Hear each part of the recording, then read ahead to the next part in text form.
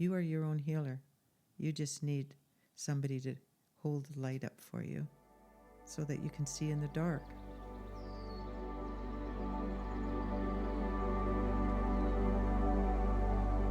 Welcome to Tough and Tender.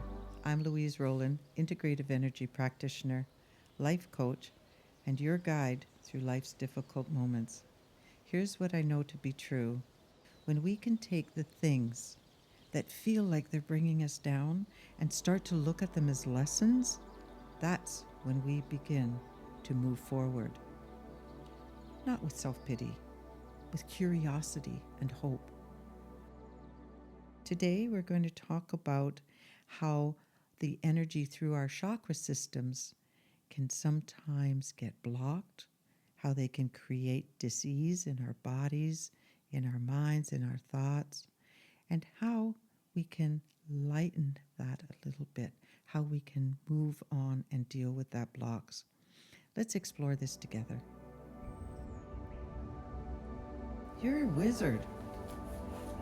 Just turn lights on, just walking by them, you know how to turn them on? It's on the phone. Oh. I got now.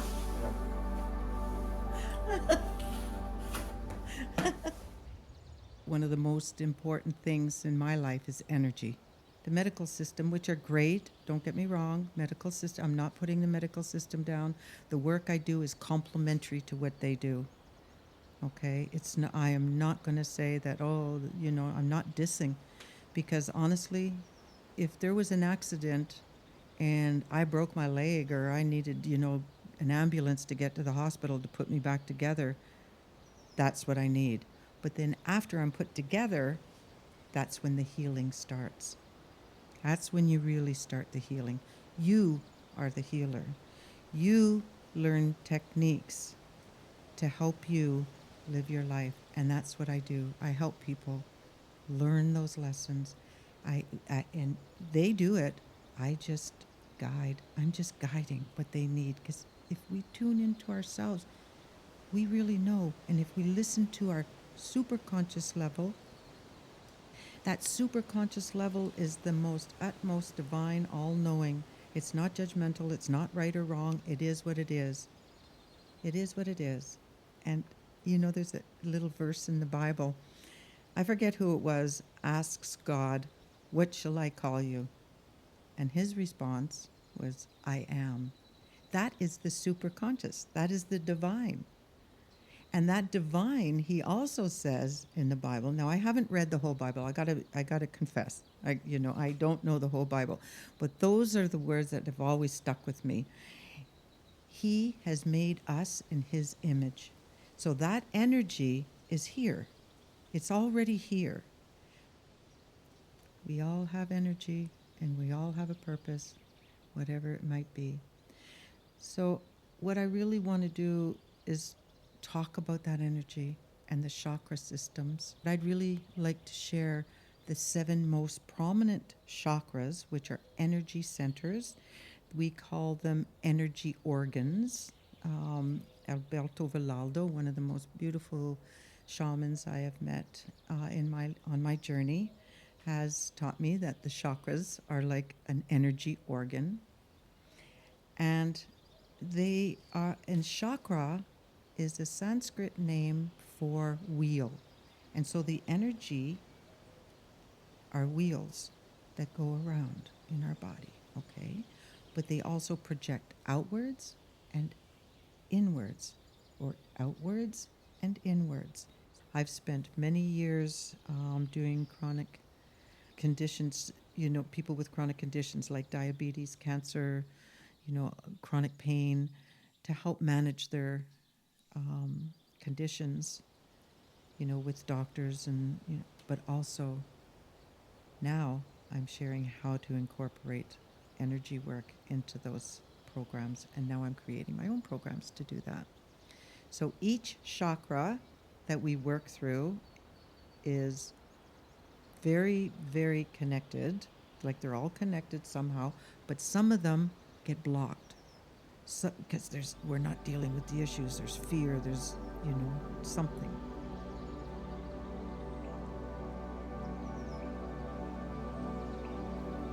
Can Can I share the major chakras with you now? Do you want me? Yeah? Okay. So, what I'm going to do is I'm going to name each chakra, the location of where they are, and information relating to that chakra. Okay? So, the first chakra is near the base of our spine. So, that's the lowest one. And it's responsible for physical reality.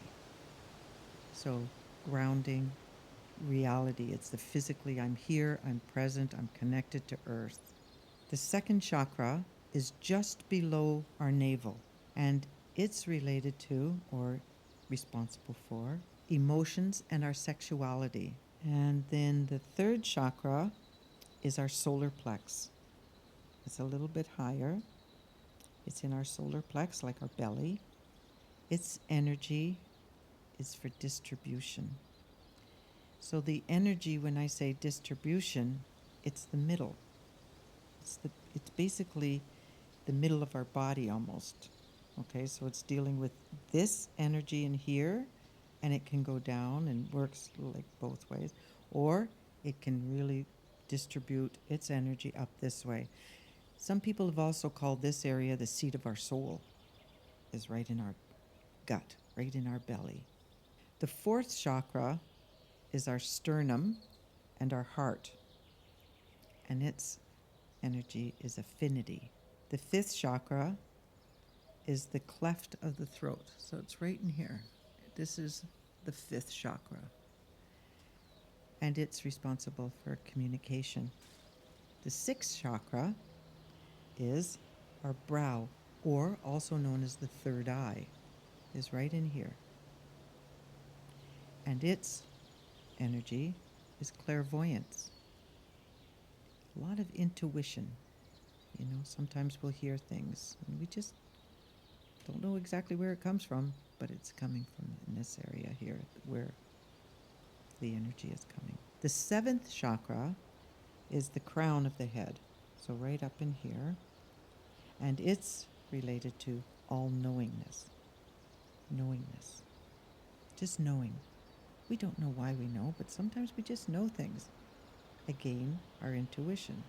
So this and this is very connected. Well, we're all connected, but these are quite close. Knowingness. Our hand chakras. Out the palms of our hands, we have chakras in the palms of our hands. And they're for creativity and healing. And there's also feet chakras. So in the bottom of our feet, right in the center of our feet, there are round chakras from our feet, on the arches of our feet. And it's for earth energy. That's where it connects our grounding, keeps us balanced. Gravity helps, but the feet chakras are connected to the earth. So that's basically the major chakras. So that's actually the 7 chakras here, and then 2 more, the hands and the feet. And if I can add, all of them together creates this incredible balance. Incredible balance. But if one of them is off, dis-ease can happen. There was a person that I studied with, and she was teaching us about chakras, and she was teaching me about the hands and the feet. And she was teaching me to align to become an energy healer. That's what she did. She taught people, and I was one of her students. And I kind of knew there was stuff, you know, that healers did, but I wasn't too sure. And she identified with me that I was actually a born healer, that I had never, ever adopted to that. But she would say that to me, Louise, you're a born healer. We just need to do some work. And so we did a meditation, and I woke up in the middle of the night after the session with her, and the centers of my hands perfectly round on both hands, and in the arch of both my feet were red circles that were as if I'd been burnt. And I didn't know what to do, so I went to the doctors right away. I said, I don't know, I woke up like this. And the doctor gave me something to help me take away the fire, the burning feeling. And right away, I contacted the person that I had been meditating with the day before. And she came to me and she said, okay, we got to tone down your energy because you opened up and you opened up fast and there's so much energy coming out. I had it blocked for my whole life. Something had happened when I was a young girl. And I knew my grandmother was in danger and needed help. And as it turned out, she was far away. She was at home on the farm, and she had fallen and died of a heart attack. And as a little girl, I felt I was responsible because I had seen it. And I don't know for sure, but I think that's why I didn't want that energy. Oh, a hummingbird came right up to you, right behind your head, right, and looking at you for a while. Was trying to get yours. That's cool. So, yeah. So that's what happens sometimes when our energy blocks.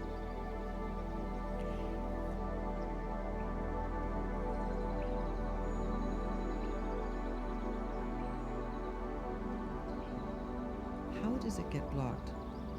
By untrue beliefs, by not being in tune with the energy, by sometimes things that we've come to Earth and we've been traumatized and we just bury the hurt.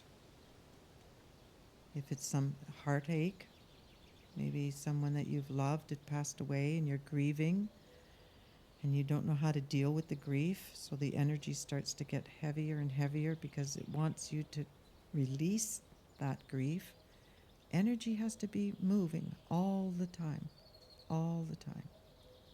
As soon as it gets stuck, because of fear of not processing, whatever it might be, there's so many different ways of grieving. There's so many different ways of, so finding that perfect thing that's for you and then actually breathing it through. Breath is life. Breath and intention.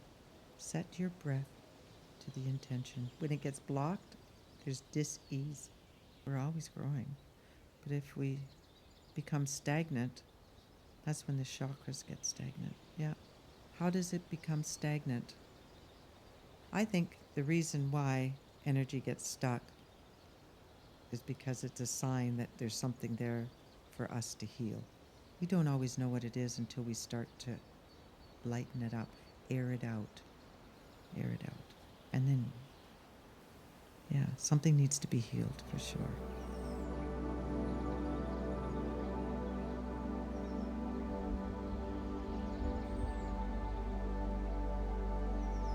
Okay, 3 steps to heal a chakra or to get the heaviness or stuck energy.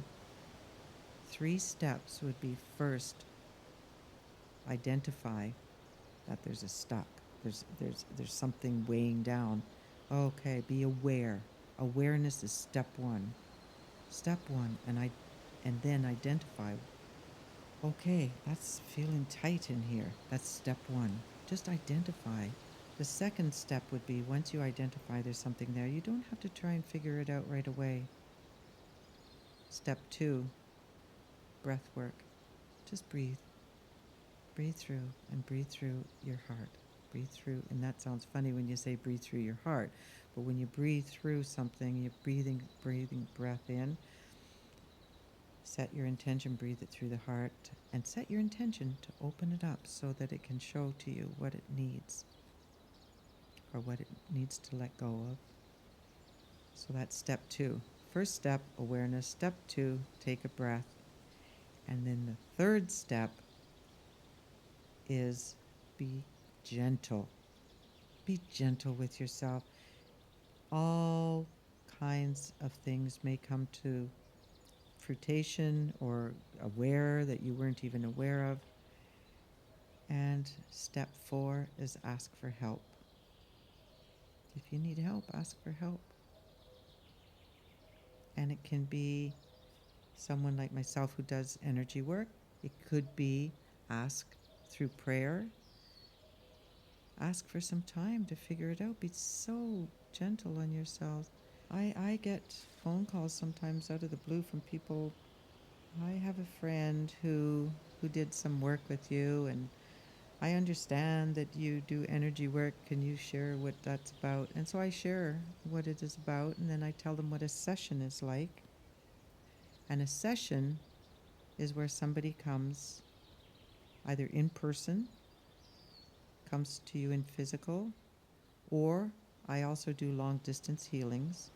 But what it is you have somebody that can go, because sometimes we're blind to what is actually there. We can't figure it out. But if somebody who's a seer or somebody who has done this and been trained to do this work, be careful who you ask to do the work. When you're asking somebody to start going into your energy centers, be careful who is doing the work. But that's what you do. You could ask someone, or even a friend, hey, have you got any idea? Have you noticed something about me or whatever, friend? But if you really want to get into an energy session, into a chakra healing, or into a life situation where you really need the energy to be understood or releasing that energy, it just means that you meet up with somebody who knows how to help you release. But the most important point of all of that I share with everybody is that I'm actually not the healer. I can facilitate and help you do what's right for you. Because you are the healer. You are your own healer. You just need somebody to hold the light up for you so that you can see in the dark.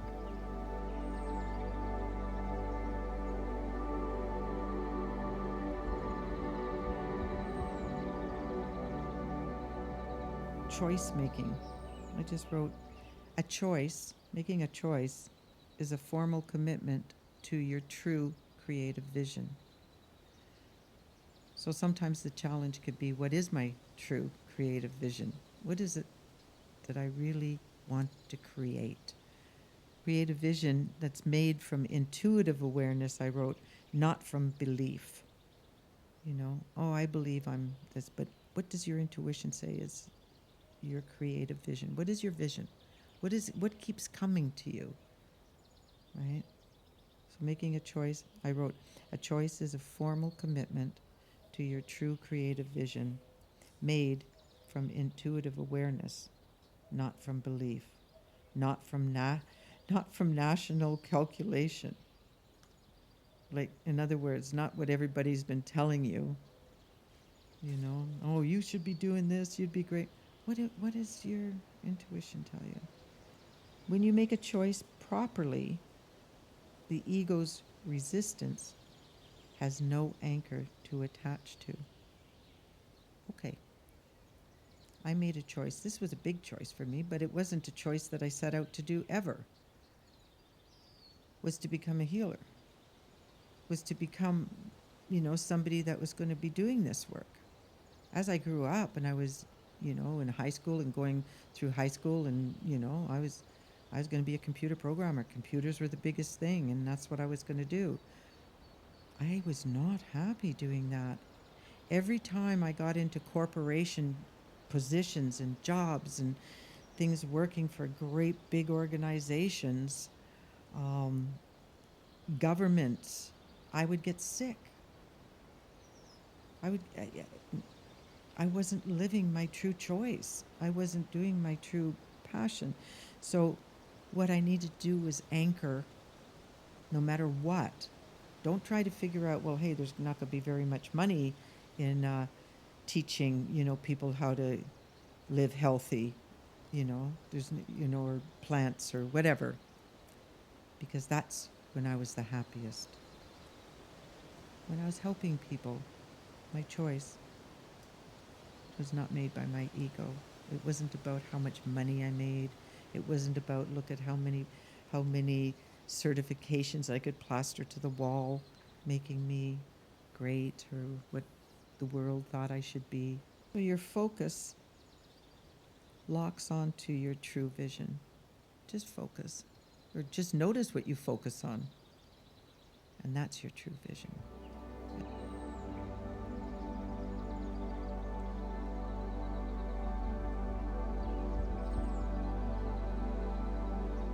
Intuition is the key to making choices correctly. Without it, your goals become a negative vision. It's how the egoic neutralization, and that's a word that I did not make up myself. So the ego, remember I was telling you, sometimes the ego will say, okay, that was a terrible time, but hey, you got through it. Okay, so it neutralizes the trauma. Okay, it neutralizes the fear. It's like, you can get through it. Okay.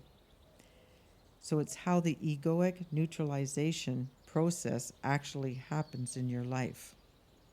Okay. So, in other words, your intuition is nothing but the truth, pure intuition. But your ego comes in to try and sort of say, that's not going to work. Or sometimes the ego is quite the opposite. It says, oh, now you're finally on track. Oh, you're finally on track. Go for it. And you start to fight your ego and your intuition. You're going like, oh no, I don't know. My intuition says this, and now you're saying you're agreeing with the intuition, and I don't know. I gotta figure this out. I gotta figure this out, and you don't make a choice. Sometimes you freeze, and that's again where things get stuck, where you're not trusting your ego or your intuition, and you got to take it. It's fear based. It's fight, flight, or freeze, right? And so that can sometimes happen. But intuition is the key to making your choices correctly, period. And your ego might go neutralize it, like, okay, well, go for it. And it usually does when it's the right one. When it's the right choice, your ego might sort of go, oh, well, wait, I don't know. But no. But that is negative self talk, that ego. That ego, because you start to think then of all the negative things that could have happened. Oh, well, yeah, but it might happen like this, it might happen like that. And it's trying to neutralize that to go with the intuition normally. But no, we're stubborn beings sometimes. It's a little bit complicated. But I'd like to just say, to get out of the complication, honestly, trust your intuition. Trust it. You were born to succeed. You were born to succeed. Right? We were all born to succeed. We weren't put down here on the face of the earth or agreed to come down here to fail. We came here to succeed. Our bodies get left behind when we pass from this beautiful planet, but our souls never die. And we're always, always that person. Always that soul, that energy, that flavor, that fragrance. That's your soul. And it doesn't come down here to fail. It comes down here to be who you are. Some of us are truly meant to create. I've met people that their passion and their purpose here is to create machinery to make life so that we can have tractors, so that we can have airplanes, so that to travel, that and that's their passion, and that's what they're here to help us do. And then there are people that come here that are born with a passion for medicine and curiosity for science, and there's so many different passions that the soul brings with them. And then they come here and they're looking around, and oh gosh, they got this culture that tells them that no, you are not going to be a farmer. You were not born to be a farmer. You got to do better than what I did. I'm a farmer. I love farming, but you have to be a doctor. And you're saying to your father or grandfather, whatever. I'm like, no, I want to be a farmer because that's your passion. That's why you came. You came perfectly to be what you wanted to come and be. Instead of being told what to do, that's when disease comes in again. When things are off kilter. When the energy is not flowing true authentically the way it should. That is when dis-ease again comes in. People become depressed. And it's not always physical. The disease is not always physical. Sometimes it's mental. And that is huge right now. Huge. Oh my gosh, I thought, everything was going good. What's going on in the world? What's with all the wars? What's with this? And people are really having difficulty trying to figure out this huge, huge problem that's going on. And they get swept off their feet. They can't eat, they can't sleep, they become fearful until they take those big deep breaths and start to come back to who they are. And when I say sick, like when we're not following our intuition, we're gypping ourselves out of the life that we came to live. And when we do that, then we become unhappy because, the matrix is not connecting. Okay? Your matrix is not connecting. Matrix, like the whole plan of like who you are, like your cell, like all your loves, your dislikes, your whatever, your belief systems, all of that is like a great big, beautiful soul. Well, it's just something I made up just now. I do make up words as we go. Oh, that's a great movie, by the way. No, but the Matrix is like, to me, it's like a puzzle. Your whole, yeah, the whole, yeah, of who you are. Right? If we can get to the core, that is the secret. If you can get to the core of any dis-ease, and it doesn't have to be, physical or what, but when things aren't jiving, it's time to take it easy, take a couple of breaths, just sit back. There's a purpose. There's a purpose. The universe is connected to our intuition, but sometimes our intuition isn't, we're not ready to hear what's coming up. We don't know what's going on. What's really important when that happens, because it's happened to me just recently, when I decided it was time to retire and do something different, I didn't contemplate, and that was my intuition. It was time for me to do something different, and I know what it was, is to focus on my purpose. But what happens is there's a lot of things that have been happening that I hadn't accounted for. And I was starting to get really stressed, like, oh, gee, I never thought of that. I never thought of that. Until my intuition was interesting, because I was outside, sitting there, taking a little bit of a break, having a glass of water as I was doing yard work, and this idea came into my head. I don't need to figure it all out at once. Sit back and just do what you're doing. Eat proper, sleep, do what you know how to do to take care of yourself, and it'll start to come. Things will start to unfold. And it's still a little bit scary because there's so much in transition that we don't always take. And then, guess what's really important then, when you don't know what's going on? We think, our intuition tells us, hey, settle down. Things are okay. And you go, but what's okay? I don't feel like, I'm not sure. I need to know. I need to know everything. I need to know what's going on. What do we really need? We need to have faith that we don't know everything right away, because maybe the time is not right for what it is. And if we start filling our life up with all these things because we need to feel that we're doing something and filling in stuff, just wait. Take your time.